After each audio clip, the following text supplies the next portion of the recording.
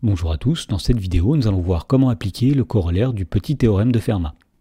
Dans l'exemple, on nous dit soit n un entier naturel, et dans la première question, on demande de montrer que n à la puissance 7 moins n est divisible par 7. Alors pour faire cela, nous allons utiliser le corollaire du petit théorème de Fermat que nous allons rappeler tout de suite.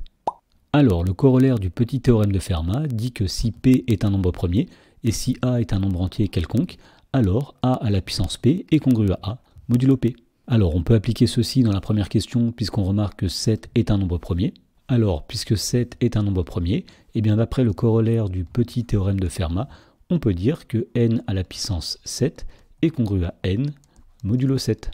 Et donc à partir de là, on peut soustraire n dans chacun des membres. Donc à gauche on va avoir n à la puissance 7 moins n, à droite on va avoir n moins n, c'est-à-dire 0, modulo 7. Et donc, puisqu'on a montré que n puissance 7 moins n est congru à 0 modulo 7, eh bien cela veut dire que n puissance 7 moins n est divisible par 7.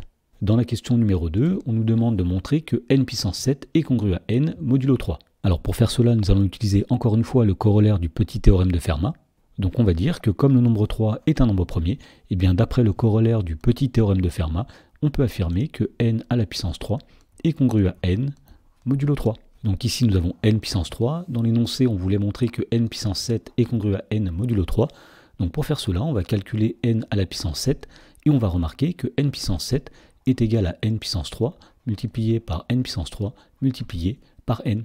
Ensuite on va utiliser le fait que n puissance 3 est congru à n modulo 3, autrement dit n puissance 7 sera congru, donc tout d'abord n puissance 3 est congru à n, ensuite n puissance 3 est congru aussi à n, et n est congru à n modulo 3.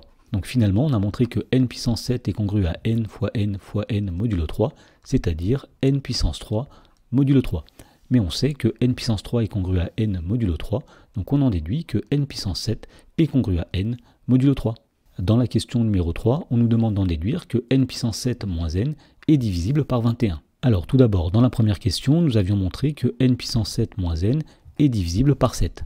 Ensuite, on peut aussi affirmer que n puissance 7 moins n est divisible par 3. Et cela vient du fait que nous avions montré dans la question 2 que n puissance 7 est congru à n modulo 3. Donc en soustrayant n des deux côtés, on en déduit que n puissance 7 moins n est congru à 0 modulo 3.